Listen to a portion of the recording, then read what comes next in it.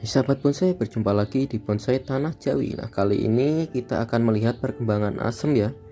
Perkembangan semai asem yang sudah berumur 10 hari. Lah ini semai asem ini saya lakukan tidak sengaja ya. Iseng-iseng coba karena kemarin beberapa biji asem ada yang bolong. Lah ini kita coba kita tanam, ternyata tumbuh. Nah, ini sudah berumur 10 hari kawan-kawan. Nah, ini biji asem kita berumur 10 hari.